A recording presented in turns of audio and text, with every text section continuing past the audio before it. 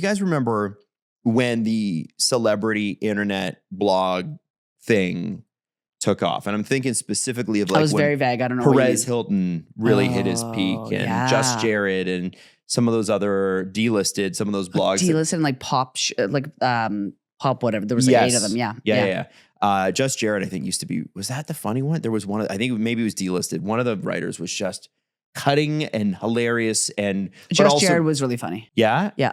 Okay. Or maybe no, it was Michael. I think it was like a guy named Delisted? Michael K or something from Just Delisted. Jared was very professional. Was it? Yeah. Delisted was the one where it was like a, yeah, I remember reading, I think the guy's name was Michael K.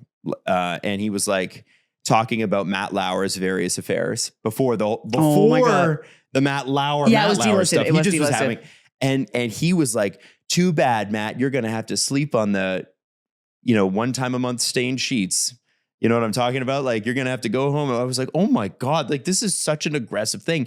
And when blogs started, Perez Hilton, Delist, some of these other ones, they were basically there to take celebrities down. Before that, we only ever saw celebrities at like their best. Influencers didn't exist. Yeah. It was like, it was, looking back, it was like bully culture. Like Terrible. It was just like bringing them down, especially like Perez. Yeah. 2005 is when Michael K launched Delisted. Wow. He wasn't even the author. He started it. Wow. There's a little history for you. Yeah. So what's interesting is there's been one, and I didn't know this existed, but it was more of a UK focused one. And the founder of it was posing as a woman and has been outed as just a straight guy and is asking for privacy because it's a part of a legal document. But Tattle Life is essentially the same thing as what Perez Hilton used to be. This is a mess. Yeah. And it talks about just influencers. It doesn't do anybody that's got like a business, like my life is an influencing thing. And I kind of like what you and I sort of do, right? Well, I mean, you more than me, because I just do like a lot of hockey content and stuff like that. And then stuff with you. I don't do a lot of like, come with me while I go do groceries or something like that. I don't really do that kind of content. And the people that do, that's what Tattle Life talks about.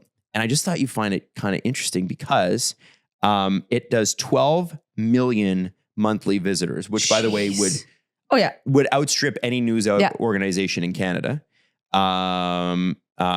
So 2 victims of the bullying, because it's crazy. Northern Irish couple with a clothing line and a small business. Oh my God. Donna, their name were Neil and Donna Sands. And these guys are just like micro influencers in Ireland. And micro influencers is not an insult term, by the way. It means you've got a smaller scale audience, but you've got a locked in, insanely like loving group that adores you, right? So that's the industry term. It's a micro influencer. You got 100,000 followers. They all friggin' love you. Yeah. That's very valuable brand space. Yeah, micro sounds small, but it's like, it's not small. Yeah. They're talking micro in comparison to like, Selena Gomez and her 20 million followers. Exactly. But Donna discovered she'd been targeted by this site by users when a friend alerted her to the fact that people in her office were laughing over a 45-page thread about her. And what's crazy about this site is that much like, and there was one celebrity gossip site I remember back in the day. It was based out of Toronto that would have something for every city. And it was the celebrity gossip site for normal people. Yeah. And what it would do is like, you could submit like your ex-girlfriend and be like, this is her. And you'd submit a picture and then you submit, and then the author of the site would comment on it. Wasn't it The Dirty? The Dirty. It was horrendous. So and it ruined people's lives. And I think like really hurt a few people And that's what's happening here is that this, so they have, his name is Sebastian Bond. And he was basically, he was kind of going around on his own website pretending to be like a vegan influencer. Dear God. But he was the guy that ran it. And they expected he made somewhere in the neighborhood of 180,000 pounds a year on just Google ads. So roughly in US dollars, that's $250,000 Canadian. It's about 360. So, and these threads, people would take them seriously. Yeah. This is the thing.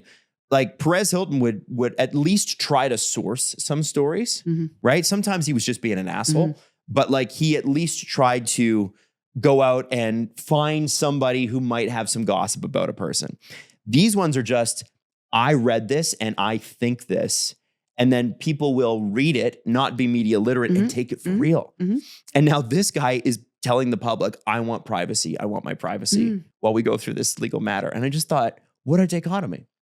I'm being quiet because I just, like, they say monetizing cruelty at the end. Like that, I don't think people realize like what an impact, like this sort of bully, it doesn't matter who you are, like this coward culture of people talking like, or spreading lies about people on the internet, like when they're just, you know, especially for these influencers, these like mommy bloggers and stuff. And mind you, there are some folks that are not doing, they're doing awful things, but like just because you don't know somebody and just because they're public doesn't mean you can, like, these people's lives are ruined. Yeah. And a lot of people, like the mental health ramifications that come from this. And now this guy asking for privacy, it's like, oh, do you want, like, and I mean, we don't have that. We're not anywhere near this level, but like we even see some comments like, I can go on any random day and I will see something very quickly about my sexuality that is cruel, that is like derogatory. I don't take it seriously because it's just, but like, it's always from somebody without a profile picture, somebody that doesn't have any fault, somebody that's just like passing time by being cruel. And I don't understand it. And the internet has given us this, like, just it's free range to be really, really unkind and have no punishment for it. And I'm glad that, I mean, this is on a broader scale, but like, I hope, I mean, it's going to be a long time, but like internet legislation around this sort of bullying is wild. It's crazy. And this is based in the UK where they have stricter laws on some of this stuff, not just internet. Like you can, like the idea of quote unquote, the North American idea of freedom of speech doesn't exist in Britain. You are held accountable for some of the things you say. Now, there's times where they take that way too far. Yes. Yeah. But there is sort of I disagree with how their laws are written on it. Yeah. However, when you see stuff like this, it's so interesting because we think that the internet culture here is harsh, or the tabloid culture, TMZs and whatever. The UK is Europe in general. Yes. Horrible. Crazy. It's sorry. Yeah. So Katie Price, I know you've probably heard of her, and she used to be with this guy, Peter Andre, and they were like this big sort of they were like the original influencers like 15 years ago. Katie has done several stints in mental health hospitals because of this website. And it's not because, like, it's different from a comment section on, say, TikTok or Instagram, because anybody can say anything there and no one's going to take you seriously. But for some reason, every once in a while, these sites get enough where even brands are looking at them. And what happens is, if you're an influencer and you're going for a big pitch meeting, and Jax, you've been in these big pitch meetings, and the person across the table from you goes, I really, really like you, but what do you have to say about this? Yeah. And they'll print off something from Tattle Life, and they'll be like, well, it's completely made up. And well, how do we know that we can't have our brand associated with somebody? Like this Tattle Life website. Yeah. And it's like, because it was so big, it's seen as a serious publication, right? Yes. It's like it well, has. how could this many people watch it if it's not true? Exactly. It's like, it isn't, that's wildly frustrating. And I can see, like, and Katie Price has been around for like years and years, but like doing these stints, because even if you know that this isn't the truth, you're stuck in your head that like she's probably gone crazy, like for lack of a better term. But like, I can understand how you would need mental health like support for that. That's wild. And I just, again, I think of like, I mean, North America is a bit different, but I hope that stories like this, because the biggest thing I think about is, the junior high, the high school culture right now. I hope that people see like, oh, there is actually, there is an other side to when you say mean things online, because I think of the high school students that go home and they read comments from anonymous people spreading terrible things about them from their bullies. It's just such a different world. There is ramifications, or there are, what's the word I'm looking for? There are consequences for your internet actions. Yeah. And that is something that like, I hope that like the younger people online need to know. Yeah. And I have actually, so my thing is, I believe social media to a child is the same as smoking. Yes. And so my rule will be, and I know Everly will get around this. I know she'll lie to me. I know she will try to do it anyway, because that's what kids do, and they're supposed to try to do that. And then you're supposed to catch them and then get them in trouble for it. But I have already said, you will not have social media until you're an adult. Yeah. And even I think 18 is too young, but that's an adult. So I can't stop you. but you are not going to have you're not going to have Instagram. You're not going to have TikTok and have any of that stuff. I know she's going to try to have it on her own She's and gonna hide be it. sneaky. I know, but but- at least you're doing like. Because At least you're trying. Because none of these organizations have like a kid filter, like except for No. YouTube. YouTube does, but YouTube will block adult content for kids.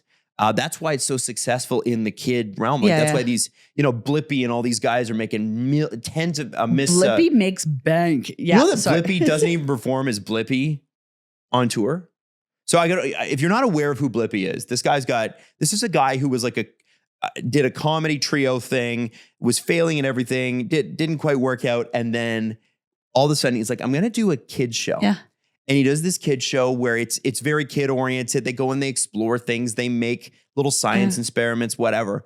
And Blippi, the guy, doesn't even play Blippi anymore, even on the YouTube channel. And Blippi goes on tour, but Blippi is so crazy. There's like a Blippi for the southwest of America. Right. Yeah. There's a Blippi for the southeast of America. There's a Blippi for the northeast and the northwest. He's like franchised. Yeah, He's franchised like, Blippi. Geographically franchised. But when a band goes on tour, let's say it's the 1975 we're at Glastonbury, so I'm going to bring them up. Imagine the 1975 could clone themselves and go on tour to all the smaller markets that they miss, and you could do 4 or 5 concerts in the same night. That's Blippi. So when Blippi goes on tour, you could have 4 or 5 shows in the same night in different cities, which is insane. Blippi, and Blippi YouTube's knows. child protection stuff like keeps the bad stuff out. It allows for that to exist. Blippi Whereas- knows. Isn't that crazy? Where Instagram and TikTok don't have that. We Not in the should same get way. cloned and then be different places. That's what I'm saying. This is why we should have, when we created our internet personas, which are just basically ourselves, we should have had glasses and a hat or something like that. Because if you can cover your face a little bit, it makes it easier. Switch you out. There's always, Steph, is there always time? Is there time? Well, we're not popular enough yet. No, you I gotta guys, get- you I guys don't will have to go. I don't even have a last name on the internet. I No, gotta you're just- deal with that You're first, just you know? yaks. Anyway, Tattle Life is on hold for now, but there are, what do they call it? They say that power abhors a vacuum, so somebody else will take its place. I'm sorry, what was that? Well, it's like when you have something at the top and then you take it away, something else will pop Adam, up. you never cease to amaze me with all of your like little metaphors or sayings. And you know what? You say them with such conviction that they could be complete BS, and I still believe them. No, it's real. That's Oh. real. That's a real saying. I don't know if I nailed the exact words of it, but yeah. Aqua shorts are the legs of a god. There you go. Thank you. I didn't even say that. That is but what the person at Lululemon told me when I bought these shorts too. and so they aren't Lulu dupes, right? they are real Lulus. Ooh, They are real Lulus. She fancy. I bought okay. it last year on their summer sale because I always wait till Oh, mid-July yeah, and then I go, dude. Adam all loves right, this. Lulu. Adam Wild loves a sale. loves a little sale.